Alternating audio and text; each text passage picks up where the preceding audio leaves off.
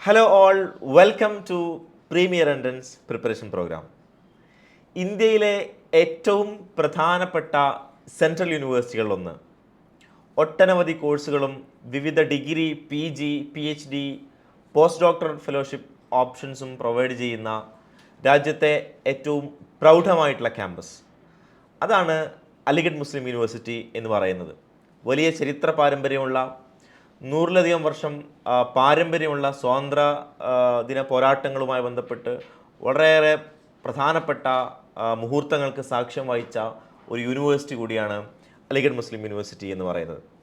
അലിഗഡ് മുസ്ലിം യൂണിവേഴ്സിറ്റിയിലേക്കുള്ള വിവിധ കോഴ്സുകൾക്കും degree PG കോഴ്സുകൾക്കുള്ള application process ആരംഭിച്ചിരിക്കുകയാണ്. നമുക്കറിയാം, ഇന്ത്യയിലെ സെൻട്രൽ യൂണിവേഴ്സിറ്റികളിലേക്കെല്ലാം CUET എക്സാമിനേഷൻ വഴിയാണ് പ്രവേശനം നടത്തുന്നത്. എന്നാൽ അലിഗഡിൻ്റെ കുറച്ച് ഡിഗ്രി കോഴ്സുകൾ മാത്രമാണ് CUET UGയിൽ ഉൾപ്പെടുന്നത്. CUET PGയിൽ അലിഗഡ് ഉൾപ്പെടുന്നില്ല. അതുകൊണ്ട് അലിഗഡിൻ്റെ സെപ്പറേറ്റ് എൻട്രൻസ് എക്സാമിനേഷൻ ആയിരിക്കും ഉണ്ടാവുക. അപ്പോൾ ഈ വീഡിയോയിൽ നമ്മൾ പരിശോധിക്കുന്നത് എങ്ങനെ അലിഗഡ് മുസ്ലിം യൂണിവേഴ്സിറ്റി അപ്ലൈ ചെയ്യാം, എന്തൊക്കെ കാര്യങ്ങളാണ് അപ്ലൈ ചെയ്യുന്ന സമയത്ത് ആവശ്യമുള്ളത്, എന്തെല്ലാമാണ് ശ്രദ്ധിക്കേണ്ടത് തുടങ്ങിയിട്ടുള്ള വിശദാംശങ്ങൾ നമ്മളിങ്ങനെ അപ്ലൈ ചെയ്തുകൊണ്ട് തന്നെ ഒരു ഡെമോ സ്വഭാവത്തിൽ നമ്മൾ ചെയ്യാൻ വേണ്ടി പോവുകയാണ്. അപ്പോൾ എല്ലാവരെയും വീഡിയോയിലേക്ക് സ്വാഗതം ചെയ്യുന്നു. നിങ്ങൾ ആദ്യമായിട്ടാണ് പെപ്പിൻ്റെ യൂട്യൂബ് ചാനൽ കാണുന്നതെങ്കിൽ നിങ്ങൾ ഈ ചാനൽ സബ്സ്ക്രൈബ് ചെയ്യുക. അതുപോലെ തന്നെ നിങ്ങളുടെ സുഹൃത്തുക്കളിലേക്ക് നിങ്ങൾ ഷെയർ ചെയ്ത് കൊടുക്കുകയും നിങ്ങളുടെ അഭിപ്രായങ്ങളും കമൻറ്റുകളും രേഖപ്പെടുത്തുകയും ചെയ്യുക എന്നുള്ളതാണ്. നിങ്ങൾക്ക് അലിഗഡ് മുസ്ലിം യൂണിവേഴ്സിറ്റിയുടെ വെബ്സൈറ്റ് www.amu.ac.in എന്ന് സെർച്ച് ചെയ്താൽ, അല്ലെങ്കിൽ ജസ്റ്റ് നിങ്ങൾ ഗൂഗിളിൽ അലിഗഡ് മുസ്ലിം യൂണിവേഴ്സിറ്റി എന്ന് സെർച്ച് ചെയ്താൽ നിങ്ങൾക്ക് കിട്ടും. അപ്പോൾ നിങ്ങൾക്ക് ഈ ഇങ്ങനത്തെ ഒരു ഇൻ്റർഫേസ് ആണ്, പുറകിൽ കാണുന്ന സ്വഭാവത്തിലുള്ള ഇൻ്റർഫേസ് ആണ് നിങ്ങൾക്ക് കാണാൻ വേണ്ടി സാധിക്കുക. അതിന് ഏറ്റവും ടോപ്പ് ലെഫ്റ്റ് കോർണറിൽ നിങ്ങൾക്ക് അഡ്മിഷൻസ് എന്ന് പറഞ്ഞൊരു ടാബ് കാണാൻ സാധിക്കും. അഡ്മിഷൻസ് എന്ന ടാബിലേക്ക് ക്ലിക്ക് ചെയ്ത് കഴിഞ്ഞാൽ നിങ്ങൾക്ക് ഇങ്ങനെ ഒരു ടാബാണ് കാണാൻ വേണ്ടി സാധിക്കുക. അതിൽ ഫീച്ചേർഡ് അഡ്മിഷൻസ്, എക്സാം റിലേറ്റഡ് ആയിട്ടുള്ള ഇൻഫർമേഷൻസ്, അത്രയും ഡീറ്റെയിൽസ് കൊടുത്തിട്ടുണ്ടാവും. അപ്പോൾ അതിൽ നിങ്ങൾ ശ്രദ്ധിക്കേണ്ടത് അഡ്മിഷൻ പോർട്ടൽ PhD എന്നുള്ള ഓപ്ഷൻ ഉണ്ട്. Guide to admissions and application forms 2023-24 available എന്ന് കാണാം. അതാണ് ക്ലിക്ക് ചെയ്യേണ്ടത്. അത് ക്ലിക്ക് ചെയ്യുന്നു. നമ്മൾ ഡയറക്റ്റ്ലി അവരുടെ ജനറൽ അഡ്മിഷൻസ് റിലേറ്റഡ് ആയിട്ടുള്ള ഇൻഫർമേഷൻസിലേക്ക് പോകുന്നു. ഇതിൽ ഫസ്റ്റ് സ്റ്റേജിൽ നിങ്ങൾക്ക് CUETയുമായി ബന്ധപ്പെട്ട് UGയിൽ ഏതൊക്കെ കോഴ്സുകളാണ് ഓഫർ ചെയ്തത് അതിൻ്റെ രജിസ്ട്രേഷൻ ലിങ്ക് കാണാൻ വേണ്ടി സാധിക്കും. അതിൻ്റെ രജിസ്ട്രേഷൻ ലിങ്ക് സമർത്ത് ലിങ്കാണ്. നമ്മളിപ്പം അലിഗഡിൻ്റെ ആപ്ലിക്കേഷൻ ഫോമിലേക്ക് ആവശ്യമായിട്ടുള്ള സംഗതികളൊക്കെയാണ് കൊടുക്കുന്നത്. അപ്പോൾ നിങ്ങൾ ആപ്ലിക്കേഷൻ കൊടുക്കുന്നതിന് മുമ്പ് ആദ്യമായി ചെയ്യേണ്ട കാര്യം എന്താണെന്ന് വെച്ചാൽ, നിങ്ങൾ ഈ ഗൈഡ് ടു അഡ്മിഷൻസ് എന്ന് പറഞ്ഞിട്ടുള്ള ഈ സംഗതി 2023-24 ഗൈഡ് ടു അഡ്മിഷൻ കൃത്യമായിട്ട് നിങ്ങൾ വായിച്ചു നോക്കുക എന്നുള്ളതാണ് ആദ്യമായിട്ട് ചെയ്യേണ്ട ഒരു പണി എന്ന് പറയുന്നത്. അത് കൃത്യമായിട്ട് വായിച്ചു നോക്കുക, ഓടിച്ച് നോക്കുക, എന്തൊക്കെയാണ് ഡോക്യുമെൻറ്റ്സ് വേണ്ടത്, എന്തൊക്കെ ഡാറ്റാസാണ് അതിന് വേണ്ടത് എന്നുള്ളത് കൃത്യമായിട്ട് മനസ്സിലാക്കിയതിന് ശേഷമാണ് നിങ്ങൾ ആപ്ലിക്കേഷൻ പ്രോസസ്സ് ആരംഭിക്കേണ്ടത് എന്നതാണ് സൂചിപ്പിക്കാനുള്ളത്. അതിലേക്ക് വരുന്നതിന് മുമ്പ് എങ്ങനെയാണ് ആപ്ലിക്കേഷൻ ഫോമിലേക്ക് പോകുക എന്നുള്ള കാര്യം കൂടി നമ്മൾ സൂചിപ്പിക്കാം. ആപ്ലിക്കേഷൻ ഫോംസ് എന്ന് കൊടുത്തു കഴിഞ്ഞാൽ നിങ്ങൾക്ക് ഡയറക്റ്റ്ലി ഒരു ലിങ്കിലേക്കാണ് പോകുന്നത്. അതിലിവിടെ കൊടുത്തിട്ടുണ്ടാവും. അതിൽ കൃത്യമായിട്ട് ഇൻസ്ട്രക്ഷൻസ് പറയുന്നുണ്ടാവും. നിങ്ങളുടെ ഇമെയിൽ IDയും പാസ്വേഡും വെച്ചിട്ടാണ് നിങ്ങൾ ലോഗിൻ ചെയ്യേണ്ടത്. അതിന് നിങ്ങൾക്കൊരു ഡാഷ്ബോർഡാണ് കിട്ടുക. Only single registration is sufficient for applying to the multiple courses by a candidate. ഒറ്റ രജിസ്ട്രേഷൻ വെച്ചുകൊണ്ട് നിങ്ങൾക്ക് മൾട്ടിപ്പിൾ കോഴ്സിന് അപ്ലൈ ചെയ്യാൻ വേണ്ടി പറ്റും. അതുകൊണ്ട് വേറെ കോഴ്സിന് അപ്ലൈ ചെയ്യുമ്പോൾ വേറെ രജിസ്ട്രേഷൻ നടത്തേണ്ടതില്ല, ഒറ്റ രജിസ്ട്രേഷൻ മാത്രം നടത്തിയാൽ മതി എന്നുള്ളതാണ്. Every candidate should register separately. In case നിങ്ങൾക്ക് പാസ്വേഡ് നഷ്ടപ്പെട്ട് കഴിഞ്ഞാൽ അല്ലെങ്കിൽ മറന്നുപോയി കഴിഞ്ഞാൽ ഫോർഗോട്ട് പാസ്വേഡ് അടിക്കാം. അതുകൊണ്ട് നിങ്ങൾ കൃത്യമായിട്ട് നിങ്ങളുടെ ഡീറ്റെയിൽസ് കൊടുക്കുന്ന സമയത്ത് റിവ്യൂ ചെയ്തുകൊണ്ട് ചെയ്യണം. എന്തൊക്കെ കാര്യങ്ങളാണ് നിങ്ങൾക്ക് ആവശ്യമായിട്ട് വരിക? Scanned copy of A colour photo with a white background, അത് കൃത്യമായിട്ട് വേണം. സിഗ്നേച്ചർ ആൻഡ് തമ്പ് ഇംപ്രഷൻ, അത് നിർബന്ധമായിട്ടും വേണം. അതുപോലെ തന്നെ ഈ പറയുന്ന സ്വഭാവത്തിൽ അതിൻ്റെ ഒക്കെ സൈസ് ഫോർമാറ്റ് എന്ന് പറയുന്നത് 200 KB ആയിരിക്കണം. ഇമെയിൽ അഡ്രസ്സ്, മൊബൈൽ നമ്പർ വേണം. Online banking details, debit card, credit card സംഗതി വേണം. ക്വാളിഫയിങ് എക്സാമിനേഷൻ്റെ ഡീറ്റെയിൽസും അതിൻ്റെ ഡോക്യുമെൻറ്റ്സും വേണം എന്നതാണ്. ഇത്രയും ഡാറ്റ ഉണ്ടെങ്കിൽ നിങ്ങൾക്ക് അപ്ലൈ ചെയ്ത് കൊടുക്കാവുന്നതാണ്. അപ്പോൾ ആദ്യം നിങ്ങൾ ചെയ്യേണ്ടത് സൈനപ്പാണ്. ടോപ്പ് റൈറ്റിൽ നിങ്ങൾക്ക് കാണാം സൈനപ്പ് എന്ന് പറഞ്ഞുള്ള ഓപ്ഷനിലേക്ക് പോവുക.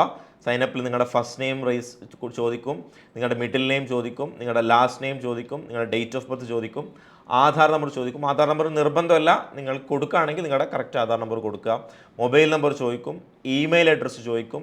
അതുപോലെ തന്നെ നിങ്ങളുടെ ഇമെയിൽ അഡ്രസ്സ് കൺഫേം ചെയ്യാൻ വേണ്ടി പറയും. അതുപോലെ തന്നെ നിങ്ങൾക്ക് പാസ്വേഡും നിങ്ങൾക്ക് അലിഗഡുമായി ബന്ധപ്പെട്ടുള്ള അഡ്മിഷൻ പ്രോസസ്സിലെ അവസാനം വരെ ആവശ്യമുള്ള പാസ്വേഡാണ്. അതുകൊണ്ട് പാസ്വേഡ് കൊടുക്കുമ്പോൾ കൃത്യമായിട്ട് നിങ്ങൾക്ക് ഓർമ്മയിൽ നിൽക്കുന്ന പാസ്വേഡ് തന്നെ കൊടുക്കാൻ വേണ്ടി ശ്രദ്ധിക്കുക. പാസ്വേഡ് കൊടുത്തിട്ട് രജിസ്റ്റർ ചെയ്യാം. നിങ്ങൾ ഓൾറെഡി രജിസ്റ്റർ ചെയ്തിട്ടുണ്ട്, അപ്പോൾ അതുകൊണ്ട് ഞാൻ ആപ്ലിക്കേഷൻ പ്രോസസ്സിലേക്ക് ഡയറക്റ്റ്ലി കിടക്കുകയാണ്.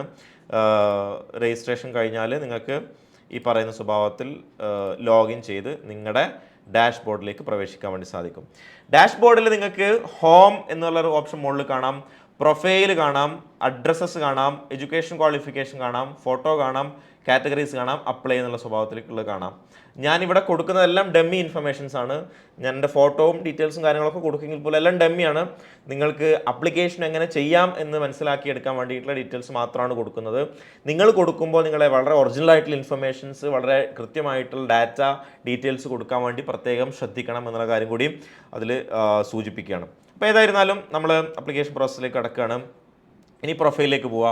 പ്രൊഫൈലിലേക്ക് പോകുമ്പം നിങ്ങളോട് നേരത്തെ നിങ്ങൾ യൂസർ നെയിമും ഇമെയിലും കൊടുത്തിട്ടുണ്ടാവും, അതിൽ ആധാറൊക്കെ കൊടുത്തിട്ടുണ്ടാവും. നിങ്ങളതിൽ എഡിറ്റ് ചെയ്യാനുള്ള ഓപ്ഷൻ ഉണ്ടാവും. നിങ്ങളതിൽ എഡിറ്റ് ചെയ്യുക. എഡിറ്റ് ചെയ്തിട്ട് ഡീറ്റെയിൽസ് കൊടുക്കുക. എഡിറ്റ് ചെയ്യുമ്പോൾ നിങ്ങളെ ഡീറ്റെയിൽസ് കൃത്യമായിട്ട് കൊടുക്കുക. ലാസ്റ്റ് നെയിമും മിഡിൽ നെയിമൊക്കെ ഉണ്ടെങ്കിൽ മാത്രം അത് കൊടുത്താൽ മതി. ഇല്ല എങ്കിൽ നിങ്ങൾക്ക് ഡയറക്റ്റ്ലി കൊടുത്തിട്ട് പോകാവുന്നതാണ്. മൊബൈൽ നമ്പർ കൊടുക്കുക. ആൾട്ടർനേറ്റ് ആയിട്ടുള്ള മൊബൈൽ നമ്പർ ഉണ്ടെങ്കിൽ അത് കൊടുക്കാം. ജെൻഡർ കൊടുക്കാം. നാഷണാലിറ്റി കൊടുക്കുക. ജെൻഡർ നാഷണാലിറ്റി കൊടുത്തു. അതിനുശേഷം പിന്നീട് റിലീജിയൻ ചോദിക്കുന്നുണ്ട്. ഇസ്ലാം, ഹിന്ദുയിസം, ഏതാണോ റിലീജിയൻ കൊടുക്കുക. ഹോസ്റ്റൽ അക്കമഡേഷൻ റിക്വയർഡ് ആണ് ചോദിക്കുന്നുണ്ട്. അപ്പോൾ ദൂരെയുള്ള വിദ്യാർത്ഥികൾ നിർബന്ധമായിട്ടും യെസ് എന്ന് കൊടുക്കണം. കാരണം ഡിസ്റ്റൻസ് സ്റ്റേറ്റ് എന്ന് പറഞ്ഞൊരു ഓപ്ഷൻ. ഇനിയിപ്പോൾ നിങ്ങൾ അവിടെ ഹോസ്റ്റലിൽ അല്ല നിൽക്കണം എന്ന് തീരുമാനിക്കുക, അവിടെ പേയിങ് ഗസ്റ്റ് ഒക്കെ നിൽക്കണം എന്നൊക്കെയുള്ള ആലോചന ഉണ്ടെങ്കിൽ പോലും നിങ്ങൾ യെസ് എന്നാണ് കൊടുക്കേണ്ടത്. കാരണം ഹോസ്റ്റൽ ഡിസ്റ്റൻസ് സ്റ്റേറ്റിലുള്ള ആളുകൾ പ്രത്യേക പരിഗണന ഉണ്ട് എന്നുള്ളതാണ്.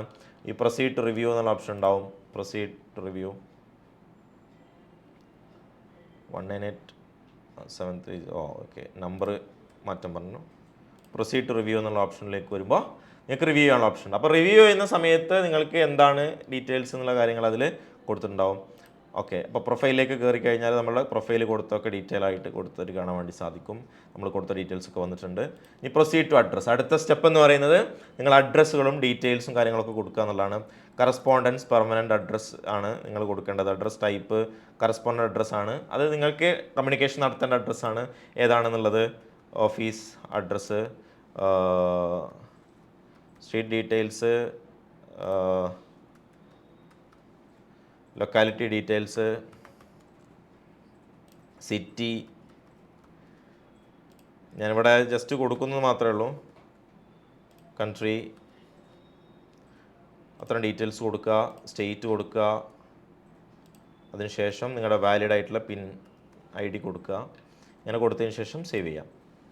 അപ്പം ഇത്രയും ഡീറ്റെയിൽസ് കൊടുക്കുന്ന സമയത്ത് ചോദിക്കും നിങ്ങൾക്ക് കറക്റ്റ് പെർമനൻറ്റ് അഡ്രസ്സും കറക്റ്റ് തന്നെയാണെന്ന് ചോദിക്കുക. ആഡ് കറസ്പോണ്ടൻറ്റ് പെർമനൻറ്റ് അഡ്രസ്സ് എന്ന് ചോദിക്കും.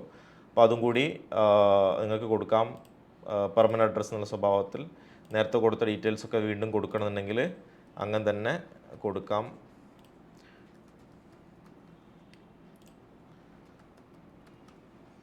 സിറ്റി, ഓരോ വിശദമായിട്ടുള്ള ഡാറ്റ തന്നെ ചോദിക്കുന്നുണ്ട്. അതുകൊണ്ട് നിങ്ങൾ അതിനനുസരിച്ച് ഡാറ്റ കൊടുക്കാൻ വേണ്ടി പ്രത്യേകം ശ്രദ്ധിക്കുക. യെസ് കൊടുത്തു. വാലിഡ് പിൻകോഡ് സേവ് കൊടുത്തു. അപ്പോൾ നമ്മളെ കറസ്പോണ്ട് അഡ്രസ്സും പെർമനൻറ്റ് അഡ്രസ്സും രണ്ടും ഡിഫറൻ്റ് ആണെങ്കിൽ രണ്ടും ഡിഫറൻ്റ് ആയിട്ട് തന്നെ കൊടുക്കുക. അത് നിങ്ങൾക്ക് കാണാൻ വേണ്ടി സാധിക്കും. അപ്പോൾ കറസ്പോണ്ട് അഡ്രസ്സ് ഇവിടെ കൊടുത്തിട്ടുണ്ട്, പെർമനൻറ്റ് അഡ്രസ്സും കൊടുത്തായിട്ട് കാണാൻ വേണ്ടി സാധിക്കും. ഇനി പ്രൊസീഡ് ടു എഡ്യൂക്കേഷൻ ക്വാളിഫിക്കേഷൻ എന്നുള്ള സ്വഭാവത്തിലേക്ക് കൊടുക്കുക.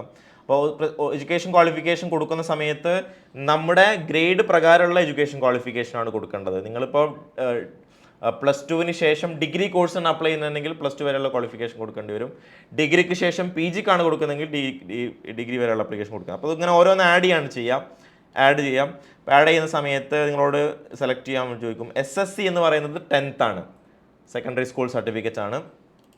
സെക്കൻഡറി സ്കൂൾ സർട്ടിഫിക്കറ്റിൽ ഏത് കോഴ്സാണ് പഠിച്ചത്, നിങ്ങൾ എന്താണ് 10th അല്ലെങ്കിൽ ഏതാണോ പഠിച്ചത് അത് കൊടുക്കുക. ഏത് കൊല്ലമാണ് കഴിഞ്ഞത്, 2018 കഴിഞ്ഞെങ്കിൽ 2018. റിസൾട്ട് പാസ്ഡ്, ഫെയിൽ, അവൈറ്റഡ് എന്താണെന്ന് വെച്ചാൽ കൊടുക്കുക.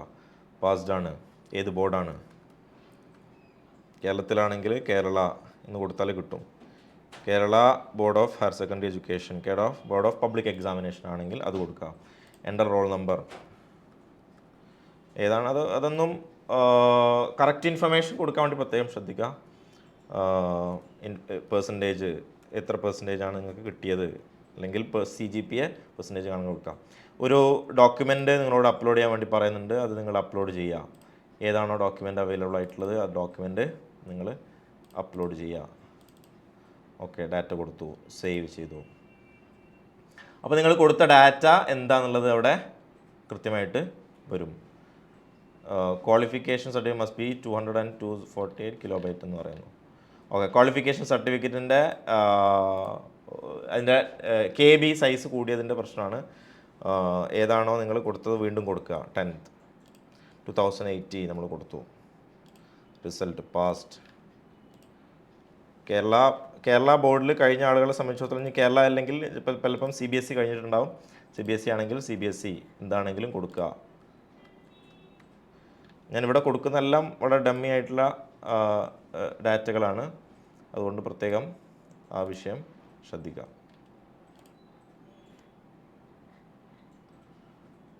ഓക്കെ, അത് കൊടുത്തു. അത് കൊടുത്തു കഴിഞ്ഞാൽ നമ്മുടെ ഡാറ്റ ഇവിടെ വന്നിട്ടുണ്ടാവും. ഇനി നിങ്ങൾക്ക് അടുത്തത് കൊടുക്കാനുള്ള ഓപ്ഷൻ ഉണ്ടാവും. അതായത് SLC കൊടുത്തു, ഇനി +2ൻ്റെ കൊടുക്കാനുള്ള ഓപ്ഷൻ ഉണ്ടെങ്കിൽ +2 കൊടുത്തു. SSSC എന്നുള്ള ഓപ്ഷൻ ഉണ്ടാവും. +2 നിങ്ങൾ ഏത് കോഴ്സാണോ കഴിഞ്ഞത് അത് ആ കോഴ്സിൻ്റെ പേര്. ഇനിയിപ്പോൾ +2 സയൻസ് എന്ന് കൊടുക്കണമെങ്കിൽ +2 സയൻസ് കൊടുക്കാം. 2018 ശേഷം 2020 പാസ്സായ സമയത്ത് ഇത്രയാണ് mark. Kerala board of higher secondary എഡ്യൂക്കേഷനിലാണ് കഴിഞ്ഞതെങ്കിൽ അത് കൊടുക്കുക. എക്സാമിനേഷൻ്റെ റോൾ നമ്പർ കൊടുക്കുക. നമ്മൾ ഇവിടെ കൊടുക്കുന്ന ഇൻഫർമേഷനൊക്കെ കറക്റ്റ് ആവാൻ ശ്രദ്ധിക്കുക. പിന്നീടാണ് അതിൻ്റെ ക്രോസ് ചെക്കിങ് കാര്യങ്ങളൊക്കെ ഉണ്ടാവുക എന്നുള്ള കാര്യം പ്രത്യേകം ശ്രദ്ധിക്കുക.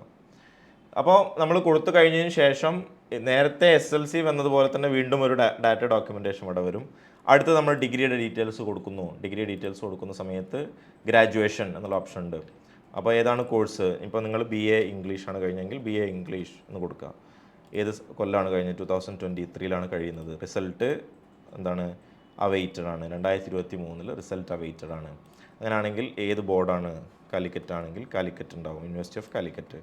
അപ്പം ഈ വർഷത്തേതായതുകൊണ്ട് തന്നെ റിസൾട്ട് അവൈറ്റിംഗ് ആയതുകൊണ്ട് തന്നെ അവിടെ ഡോക്യുമെൻറ്റ്സ് ഒന്നും അപ്ലോഡ് ചെയ്യേണ്ടിയില്ല. You can give just save എന്ന് കൊടുത്താൽ ഡീറ്റെയിൽസ് നിങ്ങൾക്ക് അപ്ലോഡ് ആയിട്ടുണ്ടാവുന്നതാണ്. ഇങ്ങനെ ഡോക്യുമെൻറ്റ്സ് എന്നുള്ള സ്വഭാവത്തിൽ നിങ്ങളെ എന്താണോ കഴിഞ്ഞത്, 10ാം ക്ലാസ്സിൻ്റെത്, +2ൻ്റെത്, ഡിഗ്രീൻ്റെ ഒക്കെ ഡോക്യുമെൻറ്റ്സ് നിങ്ങളതിൽ രേഖപ്പെടുത്തി വെക്കാം.